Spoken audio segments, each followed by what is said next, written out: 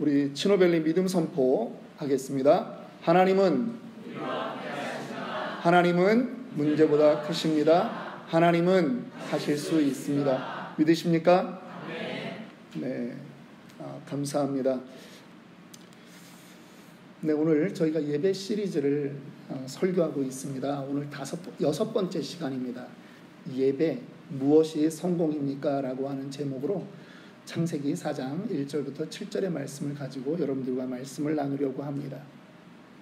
교회를 어느 정도 다녀보신 분들은 이런 말을 좀 하시는 걸 우리가 종종 듣습니다. 예배에 성공합시다. 예배에 성공해야 됩니다. 그런 말들 들으시죠? 저도 어떤 목사님들 이렇게 유튜브 보면 옆에 사람과 이야기합시다 하면서 인도하시는데 뭐라고 하시냐면 예배에 성공합시다. 그렇게 말씀하세요. 맞는 말입니다. 여러분 우리도 한번 해볼까요? 옆에 분들하고 한번 이야기합시다. 예배에 성공합시다. 예, 여러분 실패보다는 성공이 좋습니다. 그래서 우리는 예배에 성공해야 됩니다. 그런데 예배가 우리에게 성공해야 되는 이유가 있습니다. 예배는 너무나 소중하고 중요하기 때문입니다. 오늘 저는 우리의 예배 가운데 여러분들을 모두 성공하시기를 주님의 이름으로 축원합니다. 그러면 과연 성경에서 말하는 예배의 성공이란 무엇인가? 오늘 말씀 가운데 하나님께서 주시는 은혜를 나누려고 합니다. 오늘 본문은요, 참 아이러니하게도 예배와 관련된 본문임에도 불구하고 이 예배를 드렸던 그 두 형제 사이에 우리가 읽지 않았지만 7절 이후에 나오는 내용은 최초의 살인사건이 일어나는 그러한 일들이고, 또 가인은 하나님께 이 예배를 드리고 나서 하나님과 오히려 대결하고 하나님께 따지는 그러한 모습들이 보여지는 그러한 장면들입니다. 아담과 하와는 범죄한 다음에 하나님과 대화할 때요, 그들은 숨었어요. 죄를 짓자마자 자기네들의 마음에 일어났던 반응을 알았기 때문입니다. 눈이 밝아졌던 그러한 일들을 알기 때문입니다. 그래서 하나님 앞에 그들은 제대로 나서지 못했어요. 그런데 오늘 가인은 예배를 드리고 나서 하나님이 그 예배를 받지 않자 화를 내기 시작하는 것입니다. 좀 넌센스 아닙니까? 자기 생각대로 되지 않는다고 오히려 이제는 나아가서 들판에서 동생 아벨을 죽이기까지 하는 것입니다.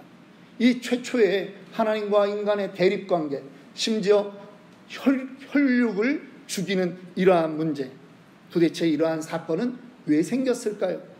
먼저 우리는 예배란 무엇인가 한번 정리하고 넘어가려고 합니다. 영어로 예배를 우리는 잘 압니다. worship이라고 합니다. 이거는 관계를 표현하는 말이에요. 비슷한 단어들을 보시면 알 수 있습니다. 멤버십이라고 하는 말이 있죠. 예, 멤버끼리 상호 관계예요. 펠로우십이라고 하는 말이 있습니다. 리더십이라고 하는 말이 있고 프렌드십이라고 하는 말이 있어요. 모두 그 상호 사람들끼리의 관계를 말하는 말이에요. 워십이라고 하는 것은 무엇입니까? 가치를 어디에 두고 인정하느냐, 그 가치에 대해서 내가 어떻게 반응하느냐, 우리는 그 가치를 하나님께 두는 것이 아니겠습니까? 믿으시죠?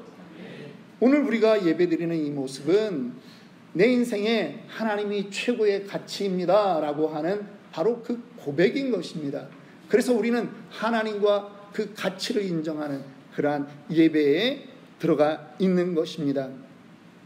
그러면 하나님은 우리가 예배를 드리면 어떠한 예배건 간에 다 받으시는가?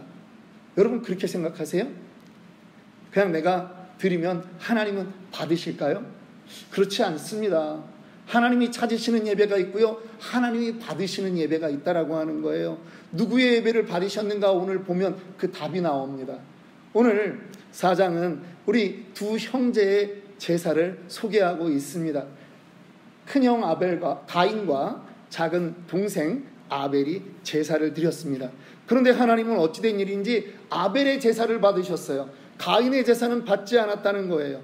가인의 제사는 실패한 예배고 아벨의 제사, 아벨의 예배는 성공한 것이에요. 당연히 우리는 누구의 예배를 따라가야 되겠습니까?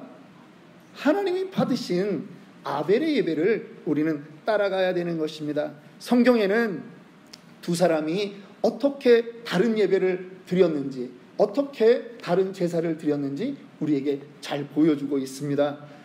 세월이 지난 후에 가인은 땅의 소산으로 제물을 삼아 여호와께 드렸고, 아벨은 자기도 양의 첫 새끼와 그 기름으로 드렸더니 여호와께서 아벨과 그 제물은 연락하셨으나 가인과 그 제물은 연락하지 않았다라고 성경은 말하고 있어요. 가인과 아벨은요, 예배를 드릴 때 너무나 동일하게 그러한 모습들이 나타나는 거예요. 자기의 직업이 무엇이냐, 그 직업 속에서 소산을 가지고 예배 드렸어요. 가인은 농사 짓는 사람이에요. 그러니까 농사 드렸던 그 수확을 가지고 예배 드렸어요. 아벨은 양을 치는 사람이었어요. 아마 그 당시 상황으로 보면요, 가인이 드렸던 이 곡물이 훨씬 더 비쌌을 거예요. 왜냐하면 사람들이 육식을 하게 된 것은 노아 홍수 이후입니다. 그 전에는 사람들은 채식만 했습니다. 그렇기 때문에 가인의 예물이 훨씬 비쌌다라고 하는 것을 우리는 생각할 수 있는 거예요. 예전에 목사님들 중에는 왜 하나님이 아벨의 예배를 받으셨을까, 이런 부분에 대해서 하나님이 원하는 예배는 피가 있는 예배다, 이렇게 결론을 내리셨어요.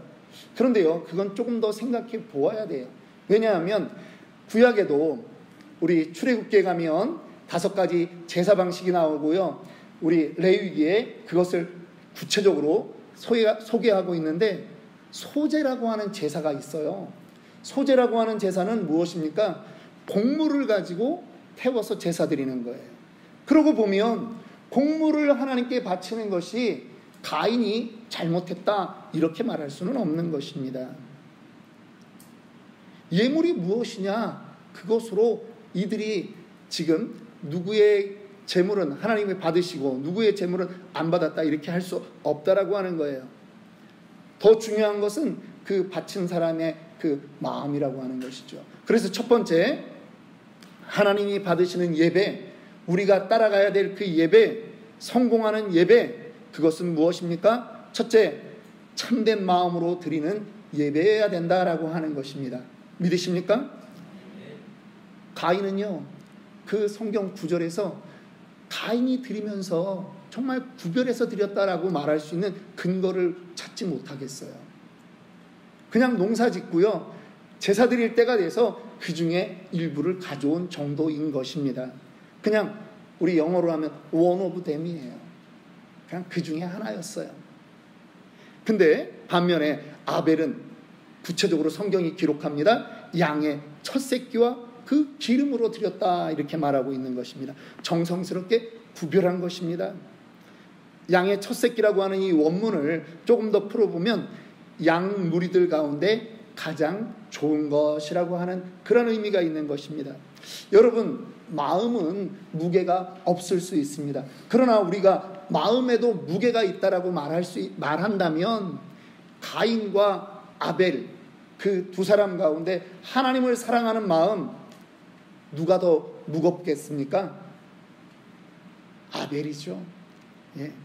비유로 말하면 이렇습니다.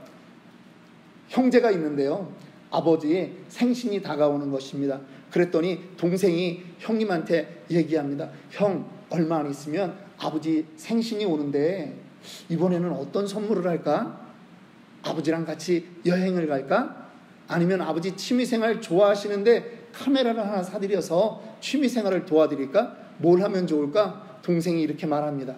그랬더니 형님이 하는 말입니다. 야, 생일 1년에 한 번 오는 거 해마다 오는데 그걸 뭘 또 고민하고 그러냐? 고민은 네가 해. 돈은 내가 낼게. 네가 정하면 나한테 연락해라.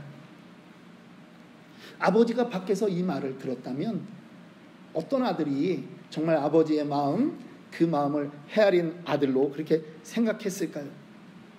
조금 더 이 부분을 보충하자면 아벨은요, 자기 첫 새끼로 했다라고 하는 거예요. 처음부터 구별했다라고 하는 거예요. 양이 여러분 뛰어다니면 그 양이 그 양 같아요. 그런데 구별해 놓은 거예요. 그리고 초태생이라고 하는 것, 이 첫 번째 양이라고 하는 것은 이스라엘 백성들에게 있어서 가장 중요한 것으로 그렇게 생각하게 되는 것입니다. 출애굽기 13장 2절에도 이스라엘 자손 중에서 사람이나 짐승을 막론하고 태에서 처음 난 모든 것은 다 거룩히 구별하여 내게 돌리라. 이는 내 것이니라. 잠언 3장 9절에도 네 재물과 네 소산물의 처음 익은 열매로 여호와를 공경하라 라고 하나님이 말씀하시는 거예요. 여러분, 청년들이 좀 많이 있는데요, 청년들에게 제가 부탁합니다. 여러분들 믿음에 도전을 하세요. 특별히 여러분들이 직장 생활에서 처음 얻은 월급이 있다면 여러분들의 믿음의 도전에 제가 좀 권하고 싶은 것이 있습니다. 첫 월급을 하나님께 바치세요. 그동안은 여러분들 그 첫 월급 없어도 부모의 은혜로 여러분들 잘 살아왔어요. 그런데 하나님이 지금 나에게 직장 주시고 직업 주신 그것에 대해서 감사하고 일평생을 하나님이 인도하실 것을 믿는다면 그 첫 월급을 초태생으로 생각하고 이 아벨이 구별한 어린 양으로 생각하고 여러분들이 바치기를 주님의 이름으로 축원합니다. 아멘이 적은 걸 보니까 돈이 더 아까운 것 같아요. 그런데 스티브 게르낙이라고 하는 신학자는 말합니다. 마음이 빠져버린 예배는 예배가 아니다. 위선이며 쇼다라고 말합니다. 여러분, 하나님이 정말 여러분의 인생의 주인이십니까? 그러면 여러분의 물질에 대해서 여러분들이 하나님께 바칠 수 있는 각오를 하셔야 됩니다. 두 번째, 하나님이 받으시는 예배의 조건, 성공하는 예배는 어떤 예배냐? 삶으로 드리는 예배라는 것입니다. 성경에 기록된 구조를 보셔야 돼요. 아벨과 그의 예물, 가인과 그의 예물이었어요. 재물 중요하죠? 그런데 그거 하나님이 받으셨던, 하나님이 표현하셨던 그 재물보다 더 중요한 것이 있다면 그것을 바치는 사람의 그 삶이라고 하는 것입니다. 마음을 넘어서서 이제는 그 삶에 어떻게 되어 있느냐라고 하는 거예요. 하나님이 정말 받으시기 원하는 예배, 우리의 삶으로 드리는 예배입니다. 그래서 로마서 12장 1절은 우리에게 이렇게 말씀하죠. 함께 읽습니다. 형제들아, 내가 하나님의 모든 자비하심으로 너희를 권하노니 너희 몸을 하나님이 기뻐하시는 거룩한 산 제물로 드리라. 이는 너희가 드릴 영적 예배니라. 저도 일을 합니다. 여러분들도 평일에 나가서 일들을 하십니다. 그 일은 우리의 또 다른 예배입니다. 지난 시간에 저는 그러한 말씀을 드렸습니다.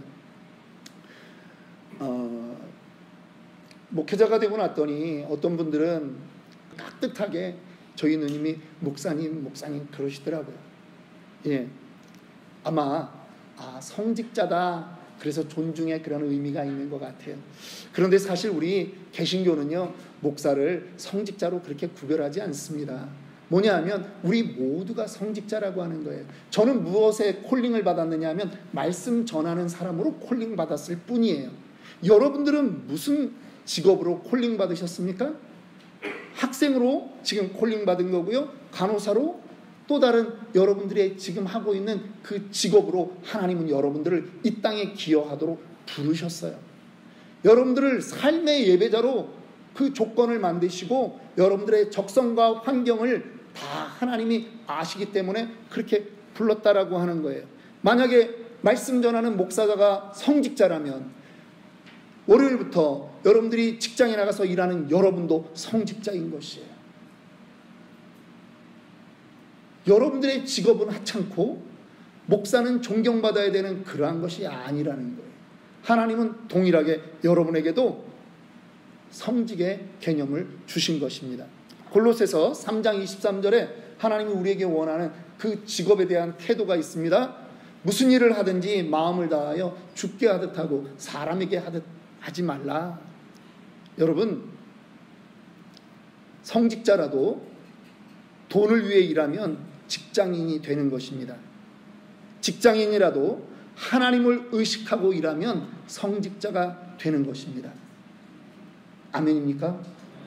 누가 한 말입니까? 제가 한 말인데 해놓고 나도 너무 멋있더라고요. 그래서 제가 여러분들은 보이지 않겠지만 설교 원고에 파란 형광펜으로 쳐놨습니다. 우리 옆에 사람과 한번 이렇게 인사합시다. 당신도 성직자입니다.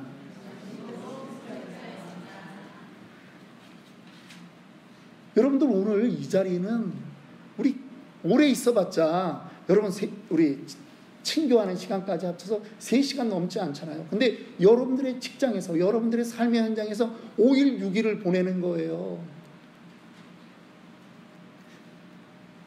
이번에 장례식 했던 그곳이 어디냐면 구로구 대림동 이런 곳이에요. 여러분 길거리를 이렇게 호텔에서 잠을 자고 조그만 모텔입니다만 잠을 자고 한 10분 이렇게 가서 장례식장으로 매일 이렇게 가는데요. 길거리에 중국에 왔는 줄 알았어요. 너무나 익숙한 그냥 간판들이 다 걸려 있는 거예요. 마라탕도 있죠. 뭐 꼬치집도 있지. 전부 다 그렇더라고요. 그런데 길을 이렇게 보면 외국인들도 한국이 이제는요 정말 글로벌 국가가 된 거예요. 그래서 외국인들도 많더라고요. 그런데 가끔 뉴스를 보면 어떤 사장님들이 외국인이라고 해서 무시하고 착취하고 심지어 월급도 제대로 안 주는 그러한 사장님들이 있습니다. 만약에 저는 너무나 그 두려운 게 뭐냐면 그 사장님이 어느 교회 장로였는데 그가 회사에서 나오는 이윤으로 11조는 너무나 잘하면서 그 외국인 근로자에게 못하고 있다면 여러분 그분의 예배는 하나님이 받지 않는 거예요. 그건 제가 개런티할 수 있습니다. 그런 예배, 그런 헌금 하나님은 받지 않아요. 교회는 사람이 모여있기 때문에 그 돈에 대한 것을 더러운지 깨끗한지 구별하지 못해서 감사할 수 있습니다. 그러나 하나님을 속일 수는 없다라고 하는 거예요. 그런 사장은 악한 사람입니다. 잠언 21장 27절에 말합니다. 악인의 재물은 본래 가증하거든 하물며 악한 뜻으로 드리는 것이랴. 여러분 우리의 예배는 이 예배당 문을 나갈 때부터 새롭게 시작한다는 것을 우리는 명심해야 됩니다. 하나님 속지 않으십니다. 세 번째, 하나님이 받으시는 예배의 조건, 성공하는 예배는 어떤 예배냐? 믿음으로 드리는 예배입니다. 아벨은 제사를 드릴 때 무엇으로 드렸다고 하냐면 히브리서 11장 4절에서 말합니다. 믿음으로 아벨은 가인보다 더 나은 제사를 하나님께 드림으로 의로운 자라 하시는 증거를 얻었다라고 말해요. 여러분 이 둘이 차이가 나게 시작한 것은 뭐냐면 믿음의 차이인 것입니다. 믿음은 뭐죠? 히브리서 11장 6절에 뭐라고 합니까? 하나님께 나아가는 자는 반드시 그가 계신 것과 그가 자기를 찾는 자에게 상 주시는 이심을 믿어야 합니다. 하나님 보이지 않잖아요. 그런데 믿음이 없이는 하나님을 기쁘시게 못해요. 그리고 하나님을 기쁘시게 하는 사람들은 하나님이 계신 것을 믿는 거예요. 그리고 하나님을 찾아서 나가는 그들에게 하나님이 상 주신다라고 하는 것을 믿는 그 사람이라고 하는 거죠. 하나님 눈길 아래 살아야 된다라고 하는 것입니다. 보이지 않기 때문에 무시하면 안 된다라고 하는 것입니다. 아벨은요 제사를 드릴 때나 생활을 할 때나 하나님을 의식하고 살았어요. 그러면 반대로 가인은 어떻게 살았느냐라고 하는 말입니다. 그는요 형식적으로 사는 거죠. 예배를 형식적으로 하는 것이죠. 하나님 눈길을 무서워하지 않았다라고 하는 것입니다. 5절 이후의 부분을 보면서 저는 갑자기 의문이 생겼습니다. 우리 창세기 4장 5절을 한번 좀 띄워봐 주시겠습니까? 가인과 그의 재물은 받지 아니하신지라. 예, 받지 않으셨어요. 응답하지 않았어요. 그런데요, 제가 말씀을 보다가 제가 좀 황당하더라고요. 자기가 그렇게 제사를 지내놓고 가인의 반응을 보세요. 가인이 몹시 분하여 안색이 변하니. 뭐냐 하면 가인은 자기가 드린 이 예배를, 이 제사를 하나님이 받을 줄 알았다라고 하는 거예요. 자기 마음까지 속이는 거예요. 하나님이 묻습니다. 여호와께서 가인에게 이르시되 네가 분하여 하면 어찌 됨이냐? 너 안색이 그렇게 변한 것은 어찌 됨이냐? 하나님이 오히려 반문하고 계세요. 왜 화를 내냐라고 하는 거예요. 네가 너를 모르느냐라고 하는 거죠. 7절 네가 선을 행하면 어찌 낯을 들지 못하겠느냐? 선을 행하지 아니하면 죄가 문에 엎드려 있느니라. 죄가 너를 원하고 있다라고 하는 거예요. 너는 죄를 다스려라. 지금 너의 상태가 그렇다라고 하는 것입니다. 여기서 하나님이 지금 마지막 기회를 주는 거예요. 선을 행할 수 있는 기회를 준다라고 하는 거예요. 착한 일을 하라는 것입니까? 지금 이 순간에 하나님이 선을 행할 수 있다라고 하는 게 착한 일을 하라는 거예요? 회개하라는 거죠. 너에게 그 기회를 준다라고 하는 거예요. 회개하는 영혼이 되라고 하는 거예요. 그런데 가인은 하나님의 이 마지막 요청에 가인은 답하지 않는 것입니다. 8절 이후는 우리가 너무나 잘 알듯이 들판에서 자기 동생 아벨을 죽이는 것으로 그의 인생이 그렇게 살인자로 그렇게 전락하는 것입니다. 여러분, 어느 날 바리새인과 세리가 성전에 들어가서 기도합니다. 그런데 바리새인은 성전 맨 앞자리에 나와서 저처럼 멋진 옷을 입고 손을 높이 들고 하나님께 기도하는 것입니다. 떳떳하게 기도합니다. 하나님, 나는 일주일에 2번 금식합니다. 나는 구제합니다. 나는 말씀도 잘 압니다. 나는 매번 이렇게 성전에 나와서 예배하는 사람 아니겠습니까? 바리새인이 그렇게 기도하는 거예요. 그런데 저 뒤에서 세리는 감히 하늘을 쳐다보지 못하고 손은 들기를커녕 오히려 가슴을 부여잡고 그가 하나님, 나는 죄인입니다. 나는 죄인입니다. 이렇게 하는 거예요. 성경은 우리에게 질문하고 있습니다. 하나님이 누구의 기도, 누구의 예배를 받으셨냐라고 하는 거예요. 예수님은 스스로 의롭다 하는 그 바리새인들을 향해서 외치십니다. 이 독사의 자식들아. 회개하지 않는 그들을 향해서 예수님은 외치십니다. 이 회칠한 무덤 같은 자식들아. 그런데 여러분, 그 바리새인의 자리에, 그 가인의 자리에 우리가 설 수 있다라고 하는 것을 여러분 생각해 보셨습니까? 하나님이 오늘 나의 예배, 나의 찬양, 나의 헌금 당연히 받으실 것이라고 생각하고 이 자리에 오시지 않았습니까? 그런데 제가 죄송하지만 여러분도 가인이 될 수 있다라고 하는 그 말씀을 드려야 되겠습니다. 물론 어떤 분은 예배를 드리고 가시면서도 하나님이 오늘 내 예배를 받았는지 안 받았는지 거기에도 관심이 없는 분도 계실 수 있어요. 그런데 어떤 분은요, 내가 교회 왔으니까, 내가 찬양했어, 그리고 내가 찬양하면서 은혜를 받았으니까, 내가 말씀 듣고 힘을 얻었으니까 하나님은 당연히 나의 예배를 받았을 것이다 라고 생각한다면, 그래서 스스로 나는 성공한 예배자다라고 생각한다면 여러분, 우리가 가인의 자리에 있는 것이라는 겁니다. 이 예배의 성공과 실패의 기준이 지금 누구라는 거예요? 하나님이에요? 자신이에요? 대답을 하세요. 자신이에요. 아니, 하나님께 향해서 예배 드린다고 하는데 하나님이 판단해 주셔야지. 우리는 지금 가인처럼 하나님 왜 나의 예배를 받지 않으셨어요? 나도 내 거를 가지고 바쳤는데 하나님 왜 이러시는 거예요? 지금 따지는 자세로 있는 건 아니냐라고 하는 거예요. 여러분, 예배를 여러분이 판단하십니까? 언제 여러분들에게 예배를 판단할 권리를 하나님이 부여하셨습니까? 여러분이 만족되면 그 예배는 좋습니까? 저도 오늘 아침에 한국에서 떠나기 전에 예배를 주일 아침에 떠나니까 9시 예배를 근처에 큰 교회 가서 예배를 드렸습니다. 성가대가 60명이 넘더라고요. 음향이 우리말로 빵빵했어요. 여러분, 그렇게 드리면 예배는 다 성공한 예배입니까? 여러분, 어느 날 어느 순간 이 예배가 여러분의 감정을 만족시키는 그 정도의 예배로 전락됐다라고는 생각해 보시지 않으셨습니까?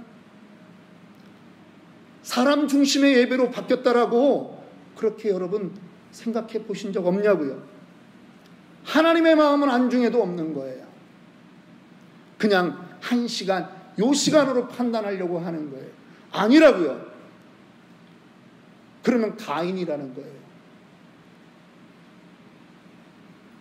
이 예배에 나오시기까지 여러분의 삶은 어떠셨습니까?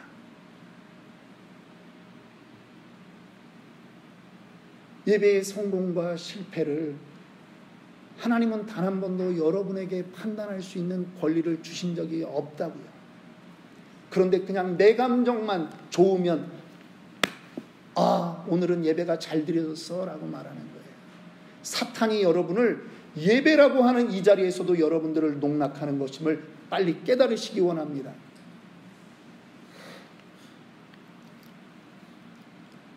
예배의 성공과 실패에 대해서 예수님도 고민하셨어요. 마태복음 5장 23절 24절 예수님이 우리에게 다시 제공하는, 다시 제시하는 예배에 대한 태도가 있다라고 하는 걸 여러분 생각하셔야 됩니다. 함께 읽습니다. 그러므로 예물을 제단에 드리려다가 거기서 내 형제에게 원망들을 만한 일이 있는 것이 생각나거든 예물을 제단 앞에 두고 먼저 가서 형제와 화목하고 그 후에 와서 예물을 드리라. 예배의 성공과 실패는 내 감정이 아닙니다. 예배가 얼마나 물 흐르듯이 스무스하게 잘 진행됐느냐, 그게 아니에요. 예배를 다 드리고 나왔는데도 내 마음에 여전히 형제를 사랑하는 마음이 없다면 그날 그 예배 실패한 겁니다. 예배를 드리고 나왔는데도 내 마음의 미움이 사라지지 않았다면 여러분 그날 예배 실패한 것입니다. 회개하십시오. 가인은 하나님이 회개하라고 하는 그 말에 반응하지 않았습니다.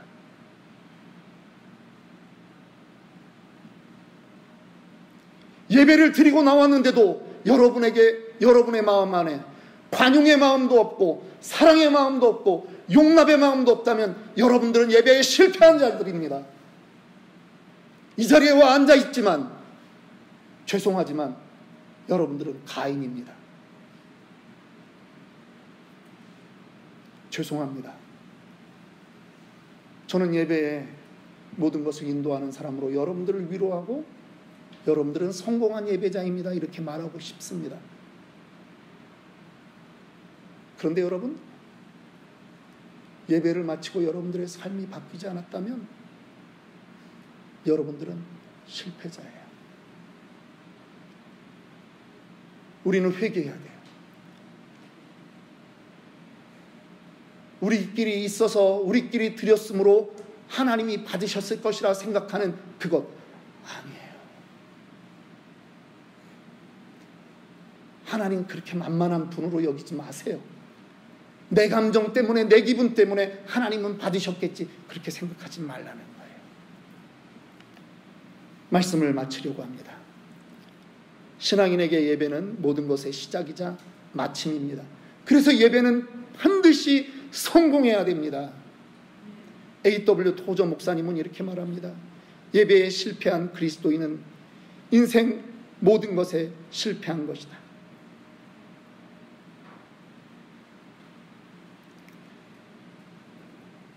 가인은 분명히 하나님으로부터 직접 경고를 받았습니다. 그런데도 회개하지 않았습니다. 여전히 예배 후에도, 제사 후에도 동생을 미워했습니다. 그리고 심지어는 행동으로 옮겨서 이제는 동생을 죽이기까지 했습니다. 가룟 유다도 예수님과 성만찬을 나눴습니다. 예배를 드렸다라고 하는 거예요. 그런데 가룟 유다는 그 길로 나가서 예수님을 팔아먹었습니다. 베드로는 예수님과 함께 성만찬을 하고 결심했습니다. 나는 예수님을 절대 부인하지 않을 것이라고요. 그는 예배에서 결심했습니다. 그런데도 그는 넘어졌습니다. 여러분, 그러나 베드로는 다시 한번 회개함으로 하나님께 나아갈 은혜를 받은 것입니다. 여러분들이 예배에 성공했다면 여러분들 마음속에 도끼가 빠져야 됩니다. 가인은 그렇지 못했어요. 예배에 실패했잖아요.